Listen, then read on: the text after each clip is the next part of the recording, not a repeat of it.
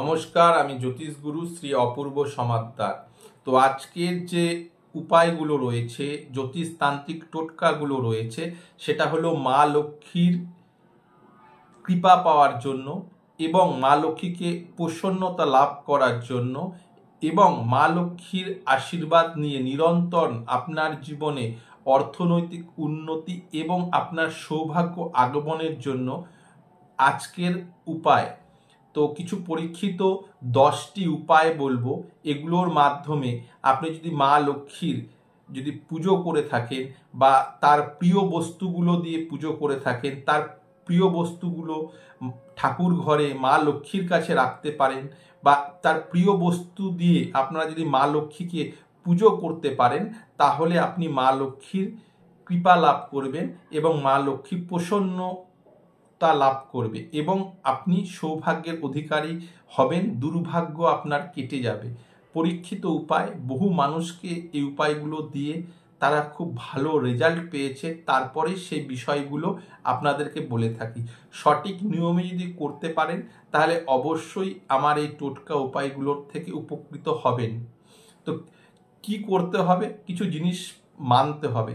যেমন তন্ত্র এবং জ্যোতিষ শাস্ত্র মতে রবিবার, মঙ্গলবার, বৃহস্পতিবার ও শনিবার, 4টি বার, রবিবার, মঙ্গলবার, বৃহস্পতিবার ও শনিবার, সপ্তাহে 4টি বারে মুসুর ডাল, পুঁই শাক, লাল শাক, পেঁয়াজ রসুন, আখের গুড়, মাছ মাংস ডিম পান খাওয়া অনুচিত।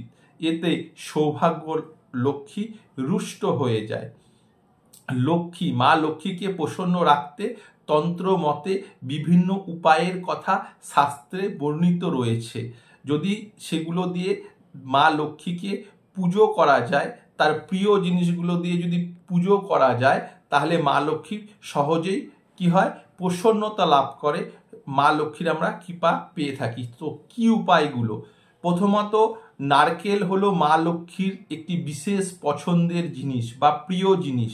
পুজোয় যদি মা লক্ষ্মীর কাছে বা ঘটের মধ্যে হোক, মা লক্ষ্মীর যেখানে রয়েছে ঠাকুর ঘরে, সেখানে যদি এক চোখ বিশিষ্ট নারকেল বা একাক্ষী নারকেল বলা হয়, এটি তন্ত্র সামগ্রী, পুজো সামগ্রী, দশকর্মা দোকান থেকে পেয়ে যাবেন। একাক্ষী নারকেল, এটি যদি ঠাকুর ঘরে রাখা যায়, মা লক্ষ্মীর কাছে যদি রাখা যায়, তাহলে কি হয়? মা লক্ষ্মী প্রসন্নতা লাভ করে। কি নারকেলটি? এমনি নারকেল না, এক চোখ বিশিষ্ট একাক্ষী নারকেল।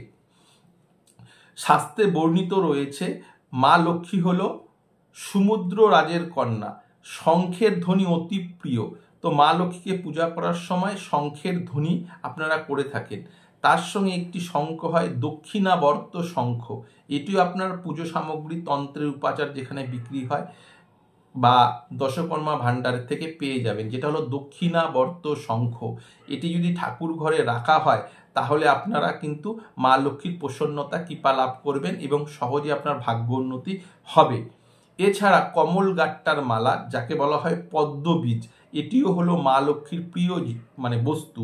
তো কমল গাট্টার বীজ মা লক্ষ্মীর কাছে রাখতে পারেন বা পুজো সামগ্রী যেখানে রাখেন বা ঠাকুর ঘরে কমল গাট্টার মালা আপনি রাখতে পারেন এবং কমল গাট্টা বা পদ্মবীজের মালা দিয়ে আপনি কোনো মা লক্ষ্মীর মন্ত্র কিন্তু জপ করলে সহজেই মা লক্ষ্মী সন্তুষ্ট হয় এবং মা লক্ষ্মীর কৃপা পেয়ে আপনার সৌভাগ্য কিন্তু নিরন্তর বৃদ্ধি হয়।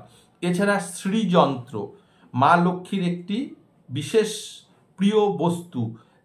যদি শ্রীযন্ত্র ছাড়া মা লক্ষ্মীর পুজো অসম্পূর্ণ থেকে যায় বা অসম্পূর্ণ মনে করা হয় শাস্ত্র মতে, তো সেই শ্রীযন্ত্র, স্ফটিক শ্রীযন্ত্র বা এমনি শ্রীযন্ত্র, যেটা হলো ন্যাচারাল, অবশ্যই সেটাকে সঠিক হতে হবে, সেই শ্রীযন্ত্র প্রাণ প্রতিষ্ঠিত যদি মা লক্ষ্মীর কাছে বা ঠাকুর ঘরে রাখা যায়, তাহলে কিন্তু আপনার মা লক্ষ্মী সন্তুষ্ট হয় এবং আমাদের কিন্তু নিরন্তর সৌভাগ্য বৃদ্ধি, অর্থনৈতিক সুখ সমৃদ্ধি কিন্তু হয়ে থাকে।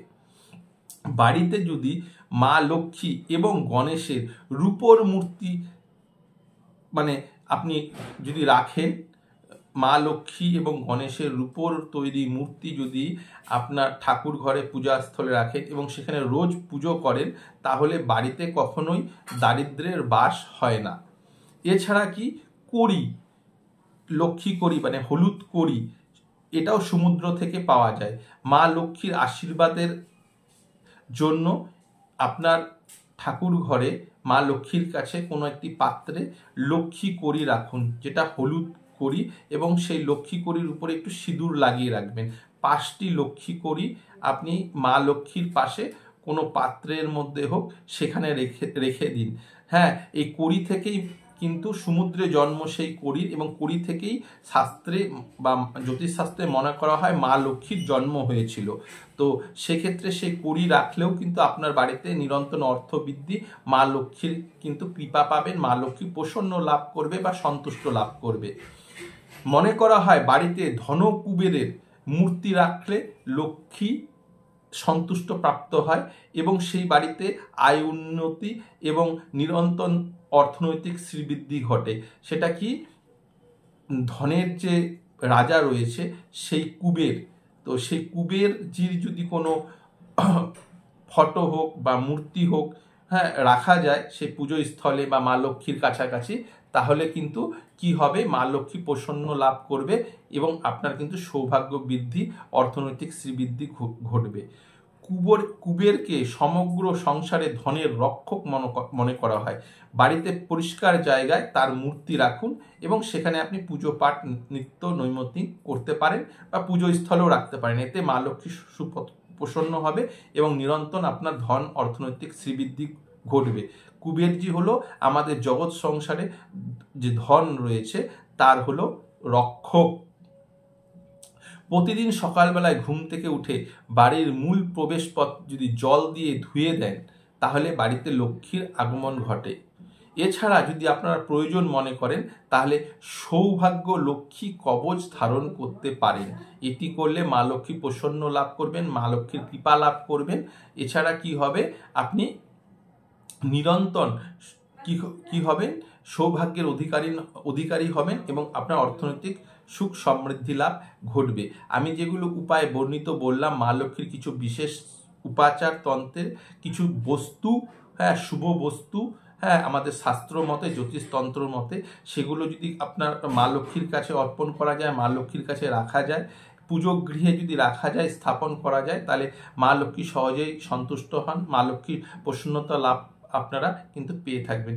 কার্যকারী পরীক্ষিত টোটকা, এগুলো কিন্তু করতে বিশেষ অর্থনৈতিক খরচা কিন্তু হয় না। কম খরচে মা লক্ষ্মীকে আপনি সন্তুষ্ট করে আপনার ভাগ্যকে জয় করতে পারবেন, দুর্ভাগ্যকে কি করতে পারবেন, পরাজয় করতে পারবেন এবং সুখ সমৃদ্ধি নিরন্তর আপনার মানে গৃহে কিন্তু আসতেই থাকবে, অর্থনৈতিক শ্রীবৃদ্ধি কিন্তু ঘটবেই। হ্যাঁ, যদি আমার এই যে ভিডিওটি ভালো লেগে থাকে তাহলে আমার যে ইউটিউব চ্যানেল রয়েছে সৌভাগ্য বার্তা, তাকে লাইক করুন, সাবস্ক্রাইব করুন, কমেন্ট করুন এবং শেয়ার করুন। নমস্কার।